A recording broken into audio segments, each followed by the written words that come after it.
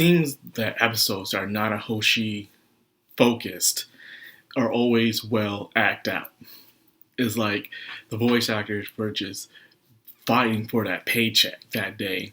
And I have to say, it was masterfully done.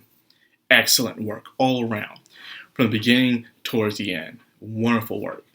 But as you guessed it, something I don't care about, but people keep coming to me and others about, is review bombing. I don't care about the review bombing. I don't. Why do you keep talking about it? Because people keep talking to me about it.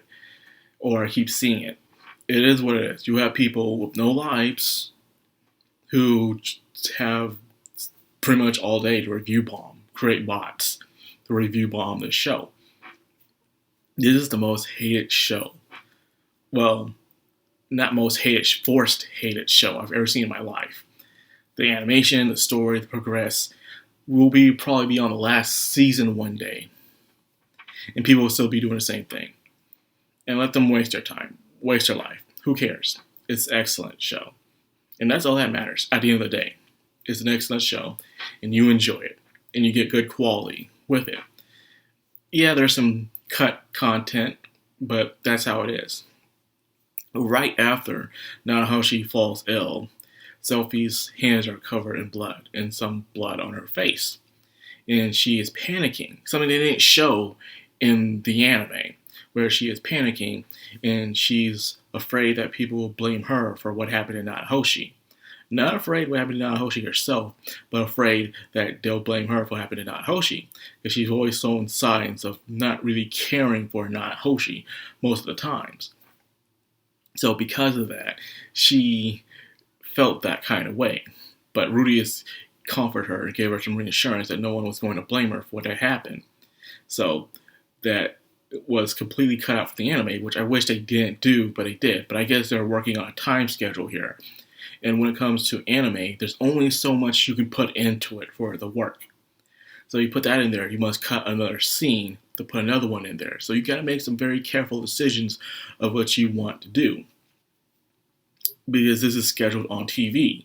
And now, if they ever do a release box cut of extra features, that's different. But I highly doubt they'll ever do that.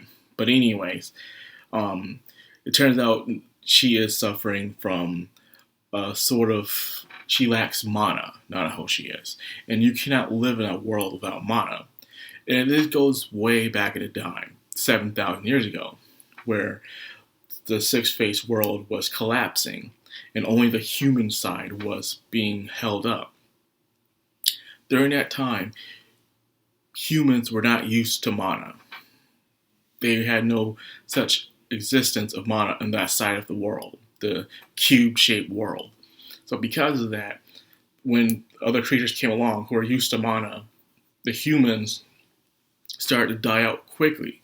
It's like saying you have some foreign invaders coming over and they bring in their diseases and sicknesses, and the natives are not used to those kind of bacteria, so they'll die out from it. But over time, they take an immunity towards it, they adapt with it, and then they'll become stronger than they were before. That's pretty much what Nanahoshi is going through. She is a girl who is not meant to be in that world. So her breakdown, that crash out, which is extremely valid, was nice. It was wonderful. Nanahoshi, every time she's breaking down, it's just wonderful. For some reason, yes, her suffering makes her the best performance of all in the show. It is very interesting. And I said this before. Her and Rudeus are the old and new isekais. I always said this. A lot of the stuff that you watch today originally was mostly centered around female protagonists back in the day. For instance, your romances. You know about the romances with the guy, he's plain, he's boring, or he's very shy, he's nerdy, odd one out, and all of a sudden a very colorful, beautiful girl falls in love with him over time. That was originally a female concept. It happens every so often now today, but not so much when it comes to romances. Same thing with isekai. Isekais back in the day was female focused. It was a female going through problems at home, taking life for granted, then she gets transported to this other world. And she would always have to struggle and suffer, and she'll miss what she has at home and take her life of more meaning when she returns. She never ever wishes to stay in the world that she comes from. Well, she went to. Every time back in the day when you went to an isekai, it was a learning experience, a therapeutic experience. And you come back home as a stronger person. Rudius is the type of guy who, most of the times, you don't even know their past. You don't know who they were, even look what they look like when it comes to their isekai life. Like in most modern isekais, you don't even know what the main character looked like. All you know is just some dude with black hair and he wore glasses, or he was a loser or something, and he died or he gets transported. Then all of a sudden, he's in his new world. He gets babes, he gets power, he has big influence, he's happy, he never wants to go back to his original world. That's exactly what happened here. He's living in this world where he did have to challenge himself, but he's doing better. He has a happy family. Yes, he saw his father die. His mother is sick. He lost an arm, but he is still there. He was able to be with his dad to the very end. He's able to still take care of his mom. Nanahoshi can't do none of that. She'll never see her parents grow old. She might not ever see her parents die or regret the things that she's done. Like how she told her dad this, don't come home too early, she has friends over. Or she was tired of eating the same kind of cooking the mom would always make. But that's something that we always do, even now. I would do like, I get tired of eating the same thing sometimes. And that's how it is in our mundane lives. But then when a great change happens that forces us to lose those things, we realize how much we take them for granted. So there's Nanahoshi's point. She is the original isekai, and some say that she was supposed to be actually the true main character originally to Mushoku Tensei, until the author wrote Rudius in, and then that's when the entire modern age of isekai came in, all those years ago. So there you have that. So people are also going after Pergris, saying how he won't be directly involved despite his power and influence. And you have to understand that Pergris is a dragon. And when a dragon has a goal of something, their entire life is dedicated to that goal. Nothing else. Everything else is just a little side quest that they may or may not do. I don't break into spoilers, but most dragons in that world all have a purpose, a goal that they must do, and they are focused on it. Pergris' goal is to wait for Laplace to come back, and he must defeat him. Anything else that interrupts him with that goal, he will not interfere with, no matter what. And dragons, dragons are very prideful creatures, so he's not gonna want to have anyone be indebted to.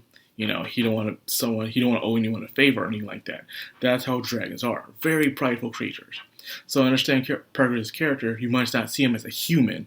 You must see him as a dragon, and dragons are very prideful. So he will, however, doesn't want to see Nanahoshi die, but he would help any way he can indirectly. So they decide to go after Kishirika. Back to the demonic content. That's right.